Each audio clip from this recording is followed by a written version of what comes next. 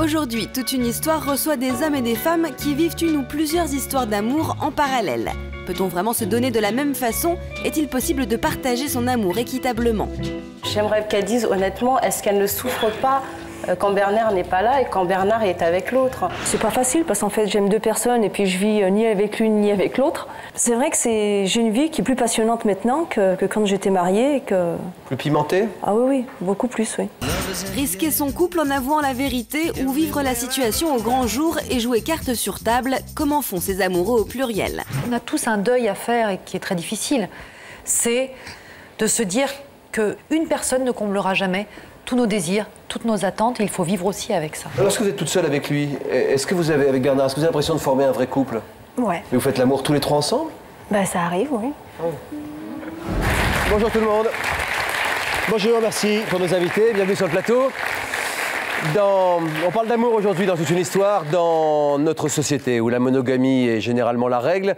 Certains avouent pourtant avoir aimé deux personnes à la fois et vivent plus ou moins au grand jour entre deux amours. C'était pourtant pas leur philosophie de départ, mais la vie, les rencontres ont fait qu'ils ont adopté ce mode de vie. Certains ont trouvé dans ce jus-légime une sorte d'équilibre, d'autres non. Alors ont-ils le même amour pour l'une et l'autre personne? Ces situations est-elle vivables sur du long terme ou est-ce que c'est un choix qui un jour ou l'autre est obligatoire à faire, l'un ou l'autre? Si certains de nos invités ont choisi de témoigner anonymement aujourd'hui, ce n'est pas tant parce qu'ils n'assument pas, mais pour préserver leur entourage. Je vous demande de les accueillir chaleureusement.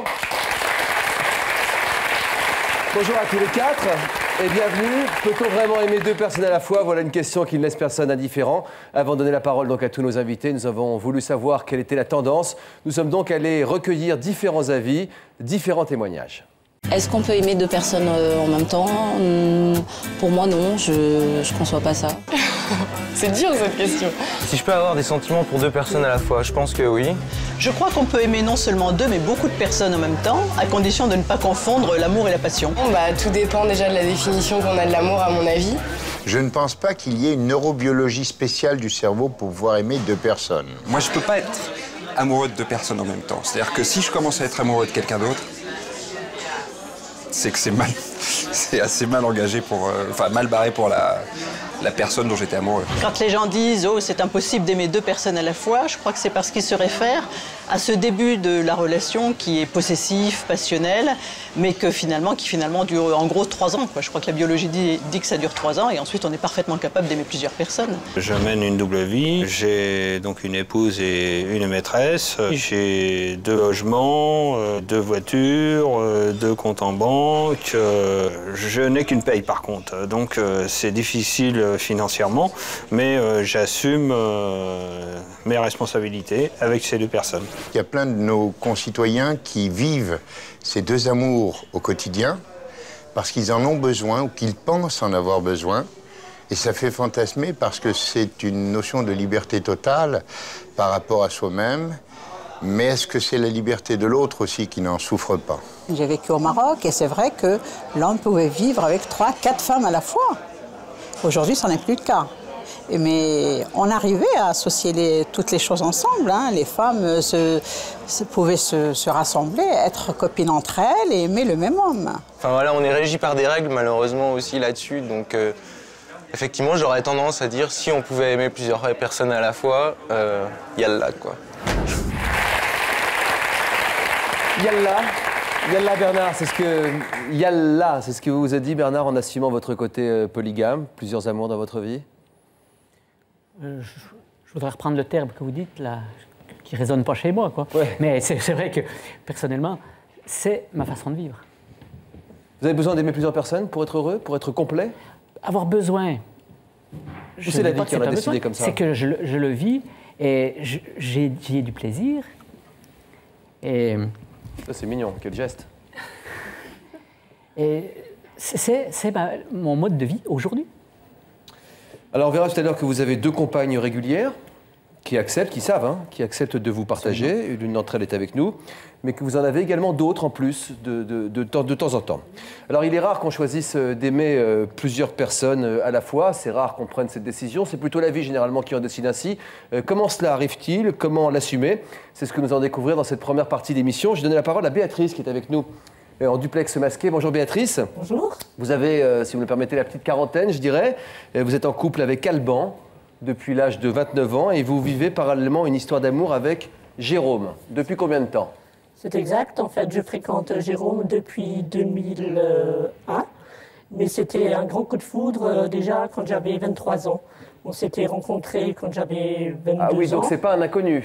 Non, du tout. En fait, c'était vraiment quelqu'un que je n'arrivais pas à oublier, mais du fait qu'il était marié, il fallait de toute façon arrêter. Et je pensais que j'avais tourné la page, j'ai refait ma vie. Du fait qu'il était marié, il a continué à rester avec sa femme. Et puis. Attendez, n'allez pas trop vite. Je vais essayer de prendre les choses dans l'ordre pour qu'on essaie de bien comprendre. Ce sont des situations complexes. Tout le monde aimerait bien pouvoir vous suivre. Donc, vous êtes amoureuse d'un garçon qui s'appelle Alban. Qu'est-ce qui se passe? Vous n'êtes plus amoureuse de lui quand vous recontactez votre amour de jeunesse?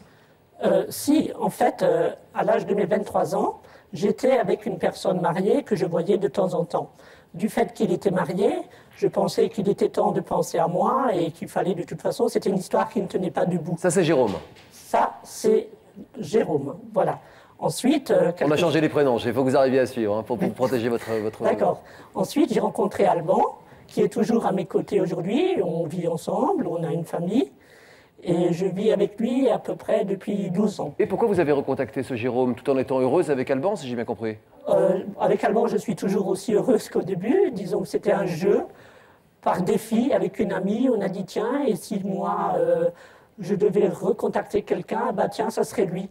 Et hop, j'ai pris le mot, j'ai pris le téléphone. Elle n'a pas eu le courage, moi je l'ai fait. Et j'ai tremblé comme si c'était hier. C'est une question de courage ou c'est un peu jouer avec le feu aussi? Jouer avec le feu, peut-être, parce que en fait, mes sentiments n'étaient jamais partis.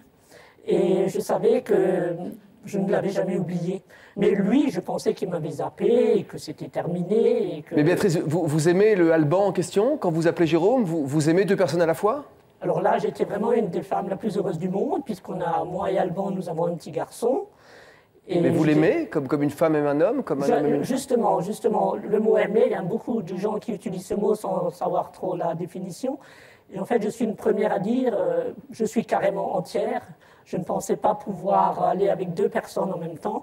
Et finalement, j'aime autant Alban aujourd'hui que je l'aimais quand je l'ai rencontré. Et pourtant, ça m'est arrivé. C'est mon histoire. Et Jérôme, toute une histoire. Et Jérôme, vous l'aimez aussi? C'est de l'amour? C'est de l'amour pour moi, oui, très fort d'ailleurs. Donc depuis 5 ans, 6 ans, si j'ai bien compris, c'est 2001, vous avez ces deux relations.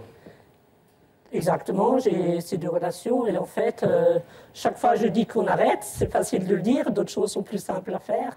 Vous en avez parlé à Alban? En fait, j'étais plus ou moins obligée, parce qu'à un moment donné, j'ai dû faire un choix. Un choix, c'est-à-dire qu'à force de jouer avec le feu... Mais vous lui avez dit tout de suite, tout de suite, tout de suite? Non, du tout. Ah, d'abord, vous êtes tu. On s'est tu. Se taire, Stéphanie, ça aurait été possible pour vous? Non, ça aurait été impossible. Ça peut marcher quelques mois et après, ma conscience, elle me... C'est une question de conscience? C'est une question de conscience, c'est une question de respect envers... Chacune des deux personnes, si j'ai bien compris. Oui, chacune des deux personnes, oui. Ouais. Vous êtes mariée depuis 2 ans. Au moment de votre rencontre avec Frédéric, vous vous souvenez précisément du moment de cette rencontre? Oui, on s'est rencontrés au travail. En fait, on est rentrés le même jour dans la même société. Et en fait, on s'est croisés quelques fois dans les couloirs. Et un jour, il m'a envoyé un mail pour juste qu'on aille manger ensemble. Et depuis ce jour-là, en fait, ça y est, c'était parti. Vous étiez attirée par lui? Oui. Vous étiez mariée, toute jeune mariée. Vous avez essayé de résister à la tentation? Pas du tout. Vous êtes laissée aller? Oui. Pourquoi? Parce que ça faisait longtemps que je connaissais donc la personne avec qui je vivais, parce que j'en avais un petit peu marre peut-être de la routine, on se connaissait depuis 8 ans. Donc, alors vous étiez mariée depuis 2 ans, mais vous connaissiez depuis 8 ans? Oui. D'accord. Et je pense que c'est surtout la routine et le fait que j'étais peut-être pas si amoureuse que ça de mon mari. Qu'est-ce que vous cherchiez? De l'amour ou des émotions ou du plaisir? Un petit peu des deux. Non, pas spécialement du plaisir, plus des sensations, des émotions. Vibrations? Ouais. Dès le début de votre histoire avec Frédéric, vous avez préféré donc tout avouer à votre époux. Donc vous étiez ensemble depuis 8 ans, mariés depuis 2 ans. Quelle était sa réaction? Alors au départ, il ne m'a pas pris au sérieux. Il pensait que c'était juste une aventure. Donc, il a cru quand même que vous avez eu une aventure? Voilà. Il n'a pas pensé que ça irait loin, en fait. Il pensait juste que c'était une passade, que c'était la routine, que j'allais revenir vers lui. Et en fait, sur le coup, c'était pas Il l'a pas si mal pris que ça. Vous espériez quoi, vous, comme réaction? Alors j'aurais aimé qu'il me mette à la porte, qu'il me fasse réagir, en fait, qu'il réagisse, voilà, d'un côté, qui accepte, punisse, en fait, vous allez dire. Qui me punisse, oui, et qui me laisse vivre, en fait, qui me laisse voler de mes propres ailes. Et vous vouliez vous séparer de lui? Oui. Et vous n'avez pas le courage de le faire de front? Non. C'est nul, je sais, mais vous non. voulez qu'il vous vire? Ça aurait été plus simple, oui. Vous n'avez pas eu peur de le faire souffrir ou... Si, énormément. Je sais que j'ai fait très mal, je sais que pour lui c'était très dur, mais j'avais pas le courage. Quand Stéphanie, Sabrina, bonjour, avoue à son mari qu'il en aime un autre, est-ce que c'est une manière cruelle de lui laisser le choix? Ou est-ce que c'est une façon de se sentir moins coupable, à votre avis? Là, c'est surtout finalement pour qu'il la quitte. Là, vous cherchiez la rupture. Vous cherchiez clairement la rupture. Donc c'est vrai que vous avez eu un coup de cœur pour cette personne, mais ça aurait pu être quelqu'un d'autre, ça aurait pu se faire par un autre biais. Là, c'est ça que vous cherchiez au fond. Tout à fait. Hélène, bonjour. Donc vous aussi, vous protégez votre entourage, mais sinon vous assumez parfaitement votre vie.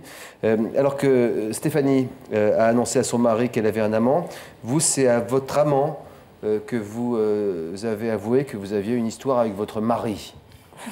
C'est comme assez original, ou plutôt votre ex-mari? Expliquez-nous ça. Mais en fait, donc je suis divorcée depuis 1 an et demi. J'ai rencontré une personne. Et donc tout se passait bien. Et puis cette personne a rompu. Avec vous? Voilà, donc bon, il n'y a aucun problème. Et en fait, pas malheureuse un peu? Bon, si, un petit peu. Si, puisque je l'aimais, donc enfin, je l'aime toujours. Et donc cette personne m'a recontactée. Et donc, il m'a expliqué pourquoi il avait rompu. Parce qu'en fait, il voyait une ancienne amie. Donc là, j'ai sauté sur l'occasion pour lui dire que moi, je voyais également mon ex-mari et qu'on continuait à avoir des relations. C'est pas que ça devenait pesant, mais bon, c'est un petit secret qui... C'est une question de culpabilité, de conscience, Je ne sais pas si je l'aurais fait s'il ne me l'avait pas dit. Mais là, il m'en parle, donc je saute sur l'occasion pour lui dire que moi aussi, je faisais la même chose de mon côté, quoi. Tromper avec son ex-mari, est-ce qu'on a l'impression de tromper quand même? Pas du tout. Enfin, non. Non, j'ai pas l'impression de le tromper, puisque... C'est comme revenir dans une maison où on a grandi ou quelque exactement, chose comme ça. Exactement. Un lieu qu'on connaît. On verra comment vous parvenez à vous y retrouver dans cette histoire qui est quand même assez digne d'un vaudeville, hein, quand on pose des choses comme ça sur le papier. Vous-même, ça vous fait sourire. Votre amant a une compagne. Oui. Votre ex-mari est également en couple. Oui. Entre les deux hommes, votre cœur balance. En fait, c'est seules les deux autres femmes qui sont au courant de rien, quoi. Voilà, exactement. Mon ex-mari... Les deux femmes de chacun de vos amants. Exactement. Mais elle se croit seule au monde. Oui. Et vis-à-vis d'elle, vous ressentez quoi? D'accord. Je les salue si elles nous regardent. Si ça se trouve, elles sont avec leur amant, alors on se parle, on ne peut pas savoir non plus. Bernard, quand vous annoncez à vos maîtresses de passage que vous avez deux femmes dans votre vie, comment elles réagissent? Alors, tout dépend. Il n'y a pas de règle. Il n'y a pas de règle. Elles réagissent selon leur éducation, selon ce qu'elles ont vécu jusqu'à présent. Et puis... Racontez-nous alors, selon. Oui, bon... Une des amies là, à qui j'en ai parlé, donc, et pour elle, c'était dur au début, c'était inconcevable. C'était inconcevable, c'était pas possible. Donc, c'est chérie, je dois te prévenir, c'est pas j'ai une femme, hein, c'est chérie, je dois te prévenir, j'ai deux femmes. Oui, tout à fait, c'est cela. J'ai plusieurs compagnes. Tu n'es pas la seule. Elle a tout à fait la liberté de continuer la relation ou de l'arrêter. En ce moment, combien de femmes partagent votre lit? Actuellement? Oui, 5 compagnes. Ah oui, belle santé quand même.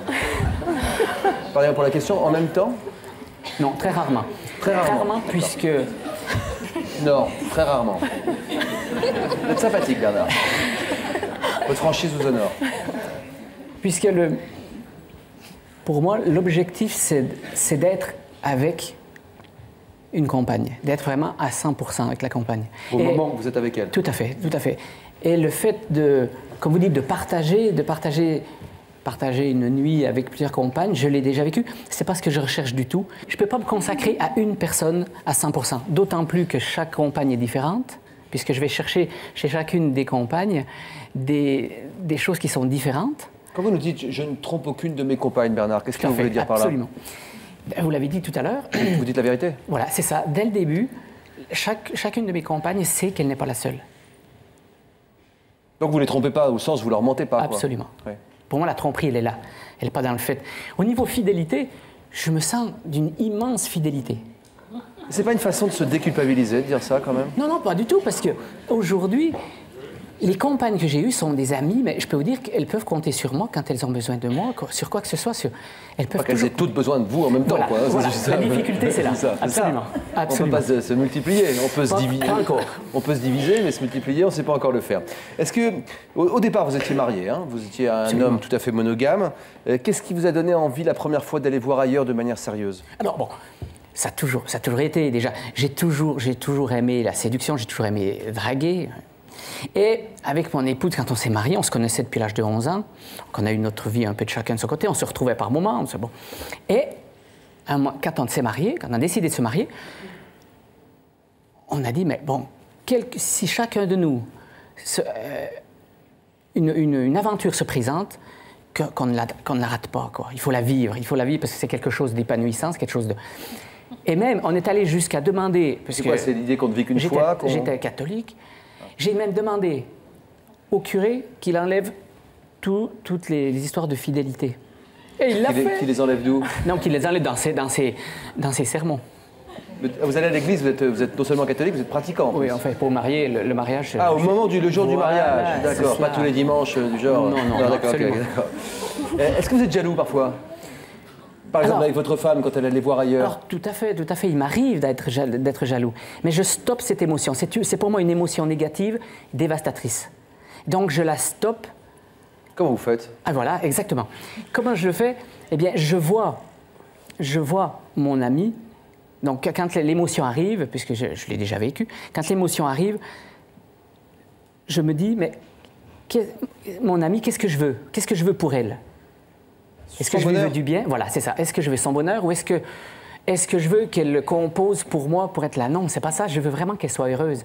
Et donc, psychologiquement, je stoppe l'émotion en disant, maintenant, je vais faire l'inverse. Je vais l'avoir dans les bras et me réjouir de l'avoir dans les bras de quelqu'un, d'un ami. Ça avance, Hélène? C'est une conception des choses qui est... Ouais, c'est... En orange, comme ça, on dirait un bouddhiste en plus. Non, mais c'est vrai que je trouve que c'est très simple. Il veut vraiment que sa compagne soit heureuse, donc je veux dire, le bonheur, c'est... Pourquoi il ne serait pas comme ça? Où est Lydie? Présentez-nous Lydie. Vous êtes là, Lydie. Lydie. Bonjour, madame Lydie. Comment allez-vous aujourd'hui? Très bien. Bon. Est-ce que vous comprenez la philosophie de Bernard? Du tout. Non. Pourquoi vous témoignez avec ces gros yeux aujourd'hui? Alors, en fait, je témoigne de cette façon parce que déjà, ça peut engendrer quand même, et ça engendre beaucoup de souffrance, d'ailleurs, et ça peut créer beaucoup de problèmes de vivre ce genre de situation. Et moi-même, je le vis, et en fait, ce que fait vivre Bernard, pour moi, c'est pas de l'amour, c'est comme on dit... c'est un homme qui se donne du plaisir. Mais il dit qu'il souhaite aussi du plaisir de la part de ses femmes. Oui, madame, vous n'avez pas l'air d'accord, vous, hein? C'est que du plaisir, mais c'est pas de l'amour. Hein. Est-ce que c'est de l'amour? Pour moi, oui. Non, parce que pour moi, l'amour, c'est quelque chose qui doit, et qui à l'origine, normalement, est vraiment unique. C'est une question importante, c'est une question cruciale de ce dont on est en train de parler aujourd'hui.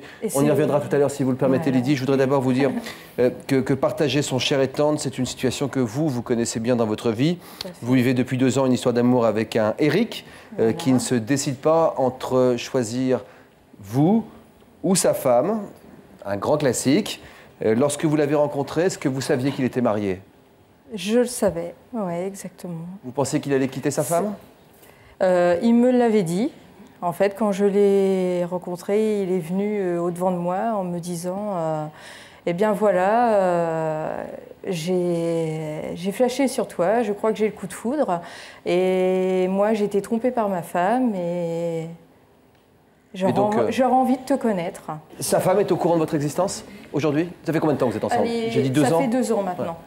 Elle est tout à fait... Elle était au courant, mais comme la situation s'est aggravée, et c'est pour ça que je suis venue témoigner, maintenant elle pense qu'il est à la maison, que tout est à peu près rentré dans l'ordre, disons, ou du moins elle essaye de faire paraître, même si moi je reste convaincue qu'au fond d'elle, elle le sait pertinemment. Elle vous connaît? Oui. On s'est déjà vu physiquement. Entendu? Parce qu'elle va sans doute vous... Entendu, oui. Entretien téléphonique. Mais pour vous dire quoi? Pour s'expliquer sur la situation, qui en fait, il n'y en a aucune des deux qui veut céder, et moi je ne veux pas céder parce que je l'aime. Vous êtes sur le plateau pour témoigner de la souffrance. Vous nous avez dit de ce que vous appelez faire ménage à trois, pour reprendre votre expression. On découvrira donc votre histoire un peu plus en détail dans l'émission. Bernard, vous dites qu'aucune de vos compagnes ne souffre de cette situation, d'après vous. Vous leur posez la question, elle vous dit? Oui, tout à fait. Tout à fait. Tout à fait. J'établis avec chacune de mes compagnes un contact transparent. Et je pose souvent la question, comment tu vis la situation? Bon, jusqu'à aujourd'hui... En toute sincérité, vous essayez vraiment de savoir ce qu'elle a dans le cœur? Oui, tout à fait. Béatrice, vous êtes toujours avec nous? Oui. Très bien. Comment vous suivez tout ça? J'écoute et je ne partage pas vraiment les mêmes opinions. Là, vous nous direz ça dans un court instant. Vous avez dû finalement vous résoudre à dire la vérité à Alban sur le fait que vous ayez renoué avec Jérôme. Après ce message de la rédaction, vous nous expliquerez pourquoi vous êtes senti obligé de parler de votre infidélité à votre compagnon. En fait, vous n'avez pas vraiment eu le choix. À tout de suite. Vous êtes une croqueuse d'hommes et vous l'assumez. Vous êtes un homme romantique, les filles craquent ou au contraire vous rejettent. Nous recherchons aussi d'autres témoignages. Votre enfant était fasciné par la mort, il est décédé. Votre enfant a des pratiques dangereuses, satanisme ou jeu du foulard, vous êtes inquiet. Pour nous raconter votre histoire, contactez-nous au 0820 16 30 15 ou connectez-vous sur le site de l'émission. Il l'adorait, il faisait tout pour elle, tout. Mon mari avait rencontré une autre femme, il a tenté de m'assassiner. Puis ma foi, cette nuit-là, il s'est levé et il lui a sauté dessus. Il avait un regard, on aurait dit un fou. Prochainement, toute une histoire s'intéressera à ceux que l'amour a conduit aux pires extrémités et qui ont fini par tuer ceux qu'ils aimaient. Il n'y a aucune notion d'amour dans le crime passionnel.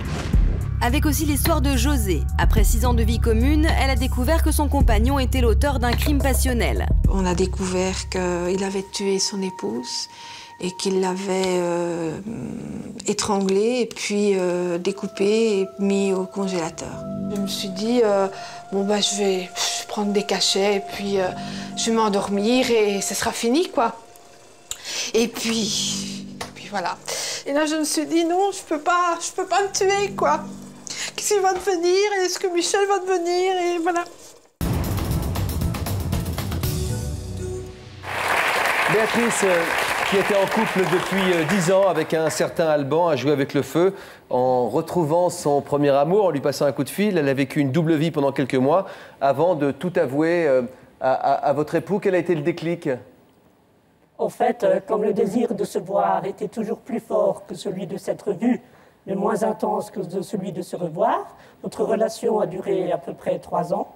Et comme chaque homme et chaque femme, il peut arriver quelque chose, j'attendais un bébé. Un bébé? Un bébé de Jérôme. Donc vous aviez un bébé, déjà un enfant de votre mari, Alban. Voilà. Et là, vous êtes retrouvée enceinte tout en restant avec Alban de Jérôme. Tout en restant avec Alban de Jérôme. Vous saviez que c'était un enfant de votre amant? De suite. De suite, j'avais fait mes calculs, quand est-ce que j'avais vu qui. En fait, à chaque fois que je vois Jérôme, j'évite d'être trop proche d'Alban les 2-3 jours avant, les 2-3 jours après, comme si j'avais quelque chose sur la conscience, alors que je ne me reproche rien, disons que c'est surtout que je ne veux pas qu'il souffre, et je n'arrive pas trop à le regarder quand même. Donc, de suite, j'étais persuadée que ça pouvait être que de lui. Que de votre amant. Et ça, vous l'avez dit à votre mari?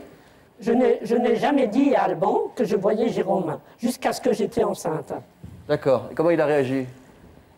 En fait, je lui ai expliqué que je l'aimais et que c'était plus fort que moi, que je ne pensais jamais craquer pour quelqu'un d'autre que lui. Mais j'aurais pu voir 500 personnes, je n'aurais jamais cédé. Mais Jérôme, c'était Jérôme. Je n'aurais jamais dû le revoir et j'étais persuadée que si un jour je le reverrais, ça serait comme si c'était hier. Et je lui ai fait plus ou moins un ultimatum, comme on peut dire.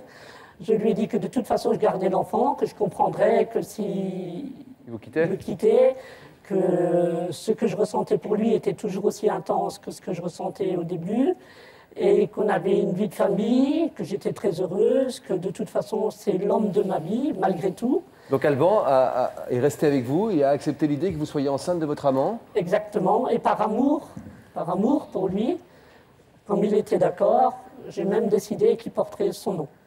Le nom de votre mari? Le nom de mon conjoint. Et Jérôme, il l'a su quand que vous étiez enceinte de lui? Jérôme, je lui ai également menti, malheureusement. Une fois que j'ai su que j'attendais cet enfant, j'ai tout de suite décidé d'arrêter de le voir. Et quand j'ai eu mon bébé... Vous lui avez dit quoi pour arrêter de le voir? Vous lui avez dit c'est fini, on n'en parle plus? Disons que je trouvais toujours d'abord, les premiers temps, je trouvais un prétexte, alors que c'était très fort, j'avais envie d'aller le voir, mais bon, j'étais enceinte. Et je n'aurais jamais pu le regarder de toute façon, ou j'aurais craqué peut-être devant lui. Et au bout de combien de temps vous l'avez dit? Donc, pour le protéger déjà d'une, et pour qu'il ne souffre pas non plus, j'ai gardé le secret jusqu'à ce que mon enfant ait 8 mois.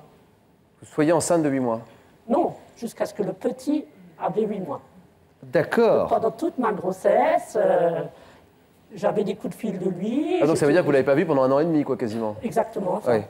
Donc là, vous revoyez, vous êtes avec votre compagnon, vous avez votre amant, vous avez vos 2 enfants, ils savent qu'ils sont demi-frères ou demi-sœurs?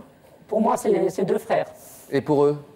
Pour eux, ce sont 2 frères. Ils ne savent pas qu'ils n'ont pas le même papa? Si, tout à fait. Beaucoup de nos invités, enfin je veux dire, assument, même ceux qui témoignent masqués aujourd'hui, ils assument complètement ça, ils disent tout à tout le monde, quoi.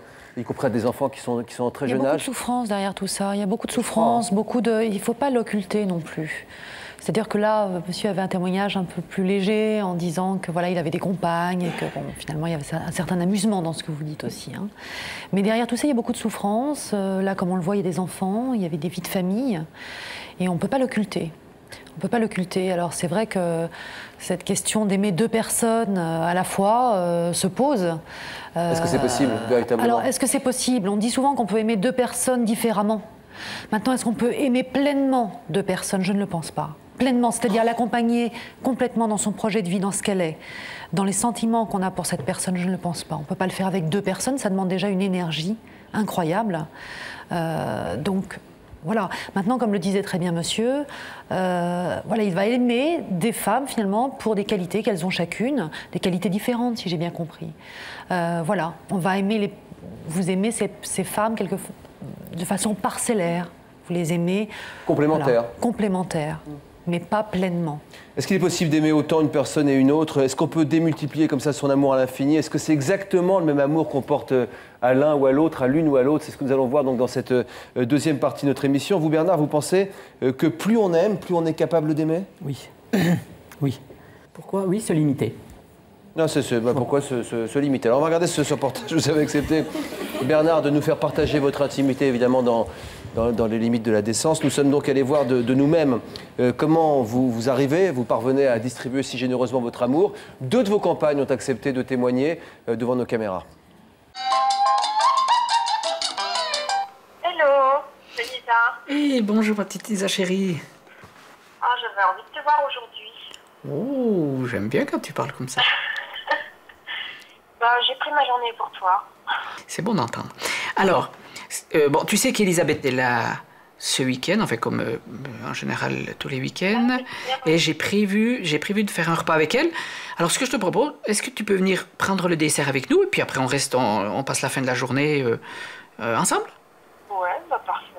Ça te branche? Ouais. Ah, super. Elisabeth est ma compagne. Elisa est ma compagne. Bernard partage sa vie amoureuse entre Elisabeth, avec qui il passe tous ses week-ends, et Lisa, qu'il voit quelques jours par semaine. Ce matin, c'est Elisabeth qu'il va chercher à l'aéroport de Genève.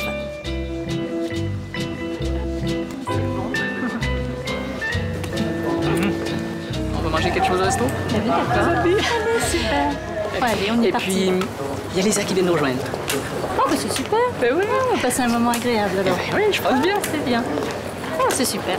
Bonne idée. C'est bien, j'apprécie parce que je vais voir Lisa et c'est quelqu'un que j'aime bien. Ça faisait longtemps que je ne l'avais pas vue, donc ça va faire plaisir de la revoir. Aussi surprenant que cela puisse paraître, Elisabeth partage l'homme qu'elle aime avec une autre femme. Pourtant, quand elle a rencontré Bernard il y a 7 ans, elle n'aurait jamais pensé pouvoir accepter une telle situation. C'est vrai qu'au début, ça a demandé du travail personnel, en fait. Parce que, en fait, quand tu m'as annoncé ce mode de fonctionnement, quelque part, ça demande une autodiscipline. C'est de gérer, quelque part, sa façon de penser, de ne pas se faire des films. Quand je suis avec toi, je suis avec toi. Et quand je suis avec une autre compagne, je suis à 100% avec la compagne. Je vibre et je vis vraiment avec la personne. J'aime toutes les femmes, tu le sais. Tu sais, ça peut être peut-être ta souffrance un peu au début, d'ailleurs, je me souviens. C'est apprendre à partager des instants ensemble et aussi avec une autre personne. Mais c'est une belle aventure. 1 heure après le début du repas, Lisa, l'autre compagne de Bernard, les rejoint. Ça va? Si les deux femmes se connaissent et vont même jusqu'à s'apprécier, elles ne partagent jamais en même temps l'intimité de Bernard. Il y a une complicité qui est née un peu entre les trois, donc en fait, c'est naturel presque. Ben ouais. Puis on est sympa entre nous, hein, quand même. Oui. C'est important, hein. On se respecte énormément. Il n'y a pas de rivalité possible puisqu'on est différentes l'une de l'autre. Ah oui, c'est vrai qu'on se pose plein de questions. Pourquoi il va avec elle? Qu'est-ce qu'elle a que moi je n'ai pas? Et puis paf, on se dit, ah non, faut pas que je... Non. On est différentes. On va cultiver cette différence. C'est ce qui fait notre richesse. Puis c'est vrai que j'aime bien discuter avec toi. Ça, on se complète bien. Hein. Mais c'est vrai que c'est un plaisir de vous avoir les deux avec moi. C'est un cadeau que vous me faites. Tu m'as dit tout à l'heure qu'il y avait une surprise cet après-midi. Une surprise. Tu as dit qu'il y avait une surprise? Il t'en a parlé? Non. Non? Non, mais tes connaissances, ça va être quelque chose. Bernard, grand amateur de lingerie, a décidé de faire un cadeau à chacune de ses femmes.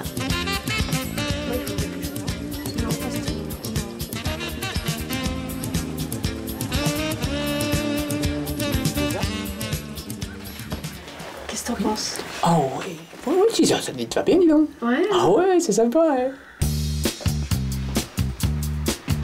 Ça va, ça se passe bien? Oui. Rentrer avec deux femmes dans un magasin de lingerie, oui, c'est exceptionnel. Et puis c'est vrai que c'est drôle et c'est un plaisir, quoi, c'est sûr, parce que c'est déjà tellement rare qu'un homme rentre avec sa femme. Je pense effectivement que je vais faire des envieux autour de moi.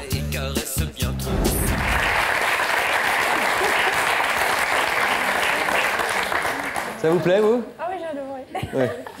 Bernard, non seulement elles sont très jolies, mais en plus elles ont l'air très amoureuses. Comment vous faites pour qu'aucune des deux, des trois, des quatre ne se sente lésée? Il faut l'équilibre, équilibrer, donc l'attention. Et c'est pour ça que je préfère être à 100%. Je suis vraiment... Vous préférez être avec une, voilà, puis l'autre. séparément, tout à fait. Qu'est-ce que vous en pensez, vous, Lisa? Vous préférez être seule quand vous êtes avec votre compagnon, votre amoureux? Non, pas toujours, non. Vous aimez bien être avec une autre femme? Enfin, je veux dire, vous n'avez pas de jalousie? Non, mais je veux dire, tout le monde se pose des questions, quoi. Hein? Bah aussi, il y en a eu certainement, oui. Mais bon, on apprend à gérer, quoi. Mais Bernard vous apporte tellement de choses que vous êtes prête à passer sur... Qu'est-ce qu'il vous apporte? C'est quoi son déjà, truc? C'est quoi son joujou extra qui fait pas C'est pas ça, mais la jalousie, je suis contre. J'ai horreur de ce sentiment. Je refuse d'être jalouse. Et vous arrivez à dominer votre jalousie? Eh ben, c'est du travail. C'est beaucoup de travail. Hein. Et qu'est-ce que vous ressentez dans ces cas-là? Vous avez l'impression de dominer vos pulsions, d'être une... C'est une forme de philosophie de vie? Oui, philosophie de vie, tout à fait. Vous avez des amants, vous, de votre côté? J'ai d'autres compagnons, oui. Compagnons? Oui, compagnons. Lorsque vous êtes toute seule avec lui, est-ce que vous avez, avec Bernard, est-ce que vous avez l'impression de former un vrai couple? Ouais. Et quand vous êtes à trois autour d'une table ou dans un lit? Ouais. Ça arrive aussi? Ouais. C'est bien? Ouais. Mais vous faites l'amour tous les trois ensemble? Bah, ça arrive, oui. Oh, bon, bah là, ça c'est une forme de sexualité, c'est encore autre chose. Aïssata, où est-ce que vous êtes, Aïssata? Vous êtes française d'origine sénégalaise.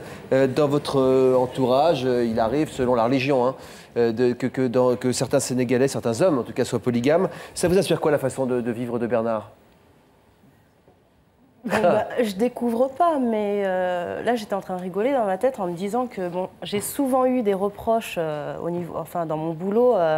On disait souvent ah, vous les Sénégalais ou vous les Arabes, parce que les Arabes aussi le font, ils sont musulmans. En fait, c'est une question de religion plus qu'une question de... Et de tradition aussi. Il y a certains pays en Afrique qui le font, mais c'est pas par rapport à la religion. D'accord. Et qui disaient oh, c'est barbare, vous vous mariez avec 2 ou 3 femmes.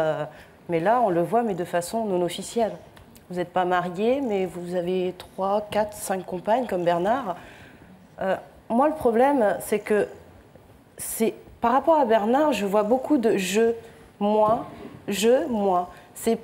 Vous vous satisfaisez peut-être, mais vous ne pensez pas à la souffrance de l'autre. Qui vous dit que madame qui est en haut, Lisa ne souffre pas quand vous n'êtes pas là?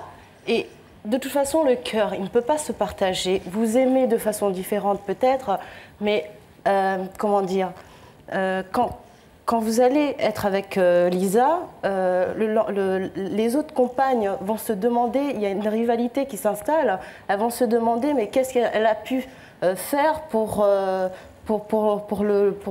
l'avoir à ce moment-là, qu'est-ce qu'elle a dû lui dire, et elle va en faire un peu plus. Et ça crée des tensions. Ne me dites pas quand vous allez voir par exemple Lisa et demain, je ne sais plus comment elle s'appelle, Miss Brune là. Elisabeth. Elle jolie femme, hein?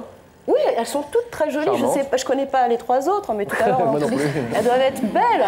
Mais comment dire, quand vous allez revoir, je me rappelle plus, Estelle, c'est ça? Elisabeth, pardon, je m'y perds. Elisabeth, ne me dites pas que tout va bien, qu'elle se pose pas des questions, qu'elle vous pose même pas la question. Alors, t'as vu qui hier? Qu'est-ce que t'as fait hier? Vous voulez que qui vous réponde, Bernard ou Lisa? Les deux d'ailleurs. Ce qui m'agace, c'est cette fermeture d'esprit. Je t'enferme, je t'aime, je t'enferme, tu m'appartiens. Ça me rend dingue, c'est tout. Bernard, qu'est-ce que vous voulez répondre à cette jeune femme? À part lui demander son numéro de téléphone. Oui. Ah oui, parce que... Je crois que la réponse a été donnée, puisque là, la question, j'allais vous dire tout à l'heure, il faut leur poser la question, puisque Lisa est là, elle a répondu. Bon, la question est posée à vous. Est-ce que vous avez l'impression quelque peu de léser vos compagnes, même si elles ne vous le disent pas? Est-ce que je traduis Non, bien vos propos? pas du tout, sinon je ne le ferais pas. Je ne le ferais pas si une des compagnes se sent lésée. Je coupe la relation. Ce n'est pas le but qu'elle souffre, le but c'est qu'elle soit mieux en ma compagnie après qu'avant, c'est tout. Est-ce que vous avez l'impression... Vous avez besoin de ces 5 femmes pour... comment dire, besoin pas, pour être heureux. J'y éprouve beaucoup plus de plaisir de partager ma vie que de la vivre avec une seule femme. Mais là, vous n'avez pas fini de la partager alors, parce que si vous êtes capable d'aimer 5 femmes... Absolument. Qu'est-ce que vous voulez dire à Aïssata avec cette phrase? Sale. Est-ce que vous avez dit ça en préparant cette émission? Quand je dis ça, c'est que, franchement, je suis d'origine sénégalaise, musulmane de religion. Si mon mari me disait que j'ai épousé une 2e femme, personnellement, je ne voudrais même pas de lui dans mon lit. Je suis désolée, c'est sale. Je trouve ça sale. Et qu'est-ce qui est sale? C'est physique ou c'est moral? C'est physique, c'est... Bon, déjà, au moins il le dit, je suis au courant. Là, il n'y a pas de tromperie, mais je me sentirais sale. Je suis désolée qu'il aille voir une autre femme et qu'il vienne me voir moi. Non, c'est pas possible. On a beaucoup parlé de partager son cœur, Sabrina. Est-ce qu'on le multiplie? Est-ce qu'on le divise? Non, mais déjà, là, on parle de 2 choses qui sont différentes. Il y a déjà d'une part la sexualité, d'autre part, on parle d'amour. Vous aimez les 5 femmes de la même façon? Ou les 2, par exemple? Probablement différemment. Mais vous aimez les 5 femmes? Oui, tout à fait. D'amour? Oui. Quand vous êtes autour de la table avec Lisa et Elisabeth, vous aimez Lisa et Elisabeth d'amour? Oui, alors d'amour, comme je disais tout à l'heure, de petits morceaux d'amour à chacune d'elles. Enfin, je reviens quand même sur ce reportage-là qu'on vient de voir. avec vous, parce qu'il commence quand même d'une façon incroyable, moi je trouve. C'est que vous avez une Elisabeth, hein, je crois, qui vous appelle pour vous dire qu'elle a pris sa journée. C'est Lisa. Lisa, pardon, elle vous appelle pour dire qu'elle a pris sa journée, pour vous voir. Et là, vous lui dites à ce moment-là, ben, je ne suis pas disponible, je passe ma journée. Voilà. Ça témoigne quand même de la difficulté de ce genre de situation et de la souffrance qu'il y a quand même derrière, même si elle n'est pas dite ici. Je ne parle pas non plus en votre nom. Mais quand même, si vous voulez, n'importe qui, que ce soit un homme ou une femme, vous dites, voilà, j'ai pris ma journée, je veux être avec toi, je veux passer du temps avec toi. Et cette personne vous répond, ben non, je ne suis pas disponible, je vais en voir une autre ou un autre. Il y a forcément derrière, si vous voulez, quelque chose qui n'est pas agréable à entendre. Ça, c'est obligatoire, c'est humain. Vous voulez dire un mot là-dessus, Lisa? Est-ce que... Je vous en prie. Quand je propose à Bernard si on peut se voir, je suis déjà préparée à la réponse. S'il peut pas. Je suis déjà préparée. Prête à entendre non? Voilà, je souffre pas. Mais Sabrina disait que c'est plus agréable d'entendre oui que d'entendre non dans ces cas-là, quand on a pris sa journée. C'est vrai? Alors quand vous dites préparer, en plus... C'est vrai? Non. Ou pas? Non. Voilà, préparer, ça veut dire, vous parlez beaucoup de préparation et d'entraînement quelque part pour une certaine philosophie de vie. Alors moi j'ai envie de poser quand même la question, est-ce qu'on doit se préparer, est-ce qu'on doit s'entraîner mentalement pour vivre une relation avec quelqu'un? Est-ce que vivre une relation et justement pleinement, aimer pleinement, ce n'est pas se laisser aller aussi à ses façons de penser, à ses façons d'être tout simplement, et de pouvoir aussi être dans la spontanéité? C'est une question. Je ne sais pas là une réponse, mais c'est une question. Alors je me tourne vers Franck Cézilly, qui est professeur d'écologie comportementale, c'est comme ça que ça se dit, à l'Université de Bourgogne, à Dijon précisément. Vous étudiez la fidélité et l'infidélité chez les animaux, donc les mammifères, mais tous les animaux. Hein. Est-ce qu'il y a des espèces animales qui sont polygames? Oui, la plupart des espèces sont polygames. La monogamie est relativement rare dans la nature, encore qu'elle existe chez beaucoup d'espèces. Alors dans la polygamie, il faut préciser, parce que c'est un nom générique. Il y a polygamie et polygamie. Voilà, on distingue la polygénie. Prenez des... polygénie, ça c'est plusieurs. Polygénie, c'est un mâle, plusieurs femelles. Alors les éléphants de mer, les cerfs par exemple. Mais il existe, à une très petite dose, de la polyandrie. Une femelle qui est accouplée simultanément, ou de manière séquentielle, avec plusieurs mâles. Bernard est là avec nous. Est-ce que vous avez un animal à qui on peut comparer Bernard, qui est un être humain, hein, je précise, et qui a tout notre respect, ne serait-ce que parce qu'il assume et parce qu'il est franc? Le système de Bernard, en fait, c'est ce qu'on appelle, nous, de la polygynandrie, c'est-à-dire, en fait, c'est un régime d'appariement dans lequel plusieurs mâles sont finalement appariés à plusieurs femelles, puisque Bernard a plusieurs compagnes, et les compagnes de Bernard elles-mêmes ont plusieurs compagnons. Qui vit comme ça dans la nature? Alors, il y a plusieurs espèces. Qui d'autre que Bernard? Qui d'autre que certains autres? Alors voilà, on peut donner un totem à Bernard. Alors, il prendra la senteur mouchée, qui est un petit oiseau très connu, très courant, qui pratique cette polygynandrie. Mais de manière générale, la promiscuité, qui est un peu l'équivalent, est assez courant dans beaucoup de groupes sociaux, chez les primates, par exemple. Ça, c'est beaucoup plus proche de nous, là. Beaucoup plus proche de nous. D'ailleurs, il faut le dire, les espèces de primates qui sont, d'un point de vue évolutif, phylogénétique, les plus proches de l'homme, ne sont pas des espèces monogames. Alors, donc, les plus proches de nous, si je suis bien renseigné, c'est les bonobos, les chimpanzés, les gorilles, les orang-outans. Voilà, bonobos, chimpanzés, c'est de la promiscuité. C'est-à-dire, dans le groupe, les mâles copulent plusieurs femelles, les femelles plusieurs mâles. Il existe, malgré tout, quelques espèces qui sont des parangons de vertu. Certains oiseaux longévifs, comme les albatros, par exemple. Et puis, au-delà de ça... Qu'est-ce qu'ils ont, les albatros? Généralement, ils ont un seul partenaire. Toute leur vie? Toute leur vie, généralement, sauf quand l'un des deux meurt et qu'ils sont obligés de se réapparier. Par contre, ce qu'il faut dire aussi, c'est que même chez les espèces qui sont socialement monogames, et qui éventuellement le sont aussi génétiquement, on ne garde pas forcément le même partenaire toute sa vie. Il y a des taux de divorce... On passe de l'un à l'autre. Enfin, de l'un à Encore une fois, tout est dans la nature. Les flamants roses, par exemple, divorcent chaque année, alors que les albatros vont garder le même partenaire toute leur vie, généralement. Est-ce qu'il y a de l'amour entre ces animaux? Est-ce qu'il y a un sentiment amoureux commun de celui que nous on ressent? Alors, il est difficile, bien sûr, de faire un amalgame entre... Chez les plus proches, les bonobos, les chimpanzés, les gorilles, il y a certainement de l'attachement et certainement aussi du stress qui peut être lié à la séparation. Pour prendre des espèces moins proches de nous, les oiseaux, par exemple, on a fait des études chez des petits oiseaux de volière, les diamants mandarins, que les gens connaissent bien. Eh bien, chez cette espèce, lorsqu'on sépare les couples, il y a un stress qu'on peut mesurer, des hormones du stress. Donc, on peut voir qu'il y a un attachement et un stress. Sauf que cet attachement est lié aussi à une mémoire. Si le couple est séparé dans les quelques jours qui suivent, il y a stress. Mais au bout de 2 mois, la femelle a oublié son mâle et le mâle a oublié la femelle. Mais s'ils se connaissent depuis très longtemps? Même s'ils se connaissent depuis très longtemps, même des couples qui ont été 2-3 ans ensemble, dès qu'on se sépare plus de 2 mois. Ce qui est normal, parce que dans la nature, la Loin des yeux, loin du cœur, etc. Exactement. D'accord. La nature n'est Mais pas les seule. inséparables, par exemple, les oiseaux qu'on appelle les inséparables, c'est une légende. on peut les séparer quand même, alors c'est trop atroce. Je vous renvoie à votre livre qui est passionnant. Hélène, est-ce qu'il y a une différence, c'était une des questions de Sabrina, entre l'amour que vous portez à votre ex-mari et celui que vous portez à votre nouveau compagnon? C'est pas tout à fait le même, en effet.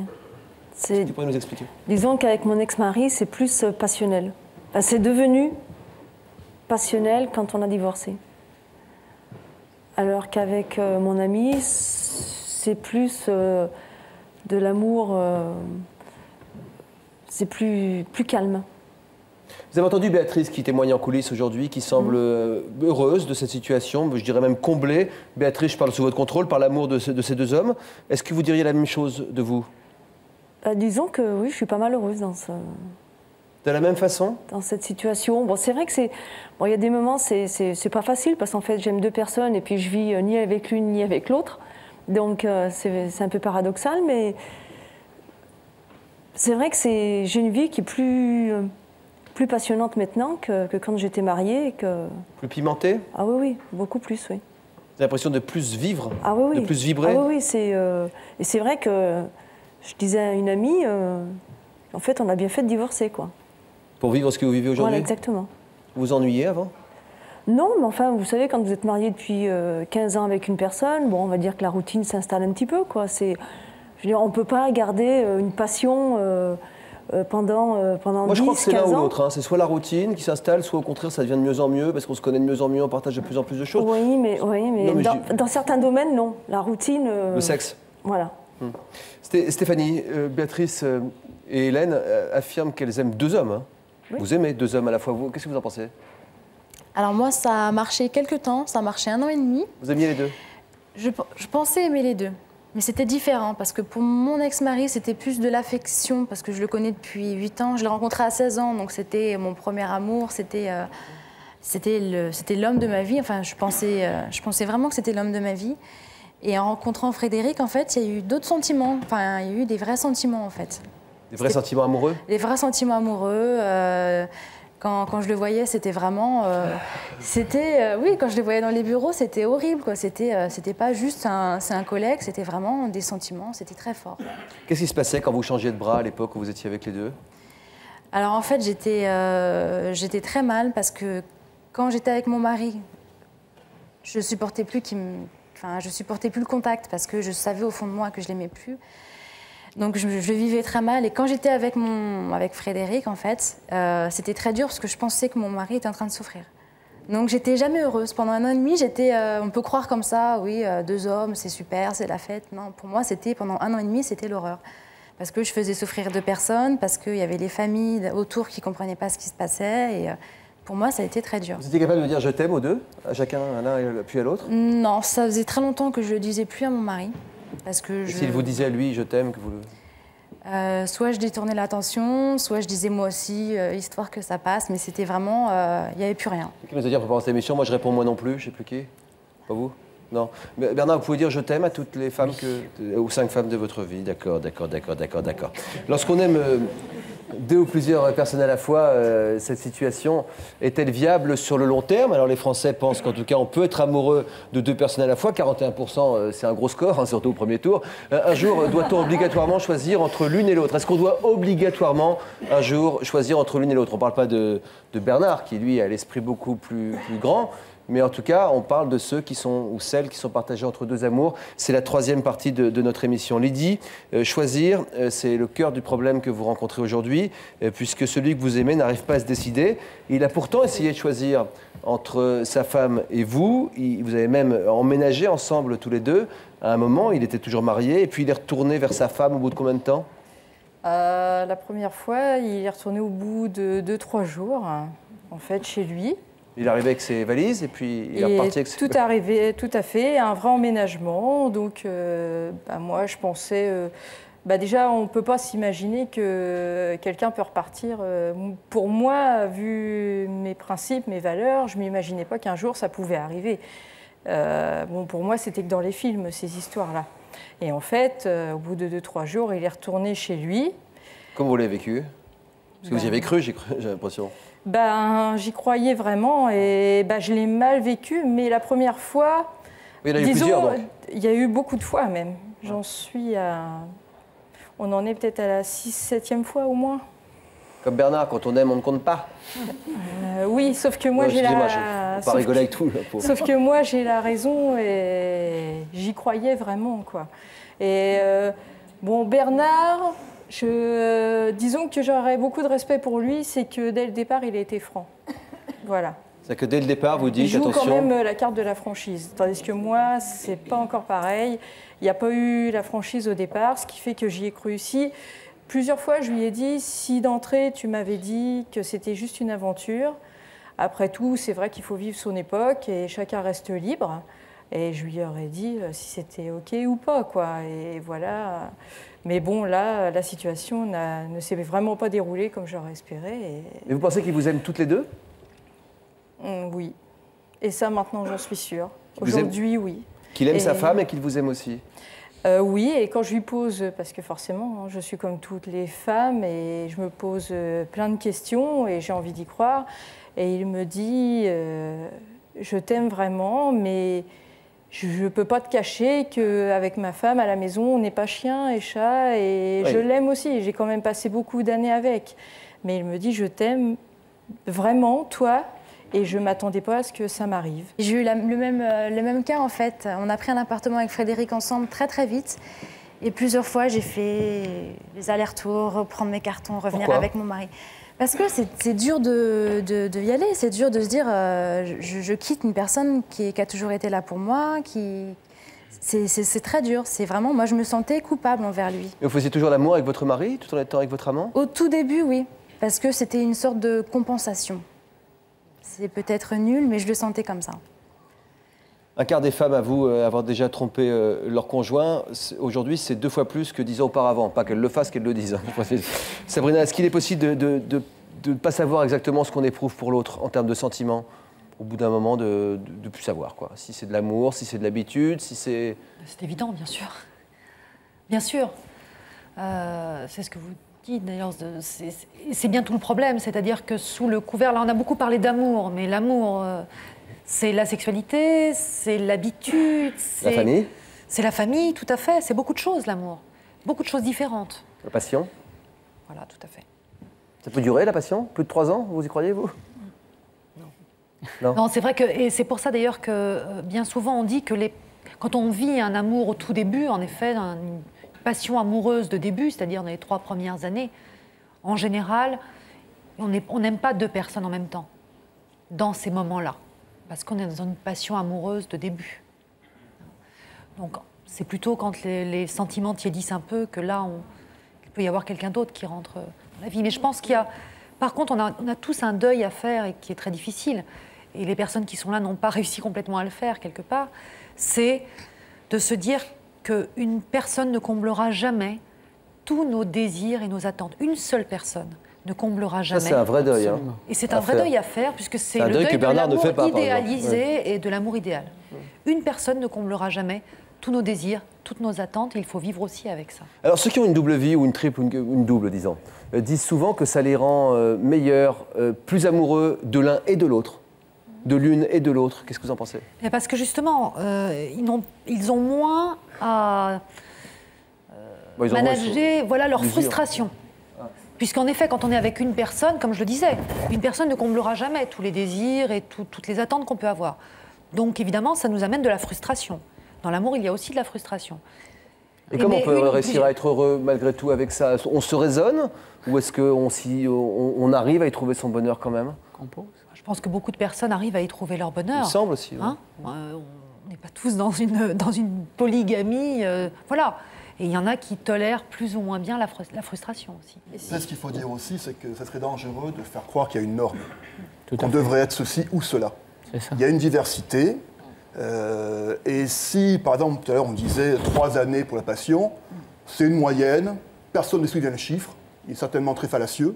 Il est court, surtout, quoi. Oui, beaucoup. Alors, on disait 4 ans parce que c'était le temps que les enfants étaient indépendants. Non, mais je veux dire, par rapport à une vie humaine. Non, il y a certainement des personnes qui peuvent vivre des passions très longues, et on en connaît autour de nous, et d'autres, au contraire, qui usent leur sexualité plus vite.